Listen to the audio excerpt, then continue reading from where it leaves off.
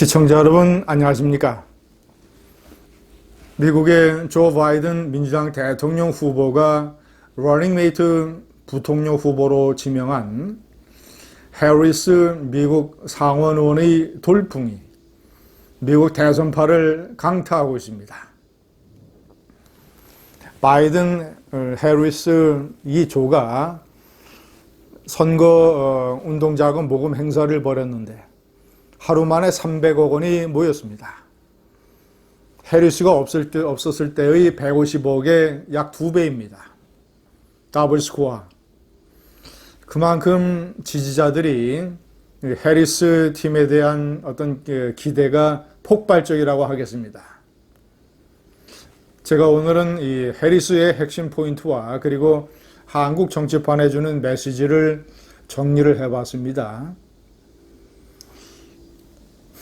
해리스의 핵심 키워드는 한마디로 얘기해서 투쟁과 개혁입니다. 개혁과 투쟁의 DNA가 어렸을 때부터 몸에 완전히 배어서 자란 인물. 아버지는 자메이카 출신의 흑인입니다. 어머니는 아버지는 스탠포드대, 미국 명문 스탠포드대의 정치경제학 교수를 지냈습니다. 어머니는 인도의 상류층 가문, 브라만 계급 출신.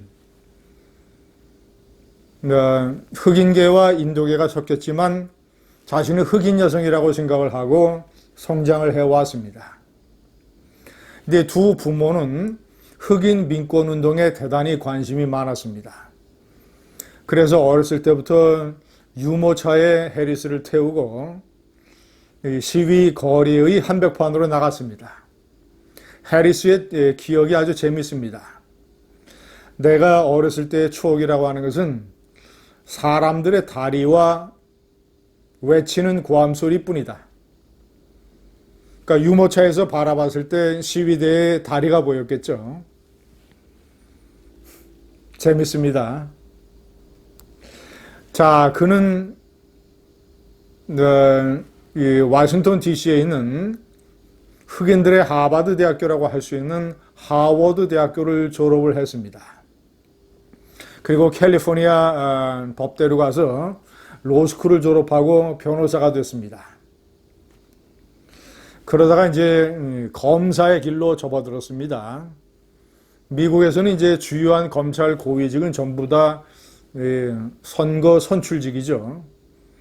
자, 그래서 샌프란시스코의 검사장, 그리고 캘리포니아 주의 흑인 여성 최초의 법무장관. 자, 그것을 거쳐서 캘리포니아 주에 배정된 상원 의원에 당선이 됐고, 지금 현재 미국 상원의원 100명 중에서 유일한 흑인 여성입니다.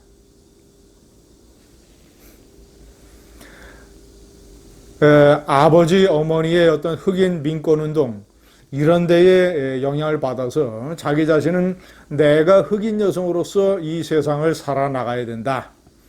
그러면 나는 굴하지 않고 투쟁을 해야 된다. 13살 때 아파트 잔디밭에 어린애들이 뛰어노는 것을 금지한 것에 대해 반대하는 시위를 주도해서 관철을 해냈다고 합니다. 13살서부터 시위를 주도했던 인물.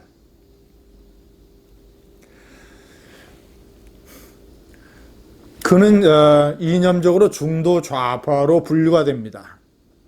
트럼프 대통령은 이제 이 해리스를 가리켜서 급진 좌파라고 비난하고 나섰지만 미국의 언론들과 미국의 월가에서는 해리스의 이념적 좌표를 중도 좌파 정도로 판단을 해서 별로 문제 삼지 않고 있다고 합니다. 미국 월가에서도 환영을 하고 있다고 합니다. 해리스는 특히 이 트럼프의 반이민 정책에 잔뜩 열받아 있는 흑인들, 소수자들, 그리고 이 중남미 출신의 히스패니언들, 이런 사람들의 뜨거운 지지를 받고 있습니다. 해리스는 지금 나이가 55살입니다. 바이든은 77세. 바이든이 만약에 대통령 선거에서 승리를 해서 내년에 취임을 하게 되면 78세.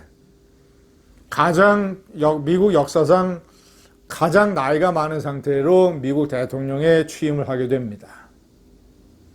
자, 그러면 4년 대통령 임기를 마치면 82세입니다.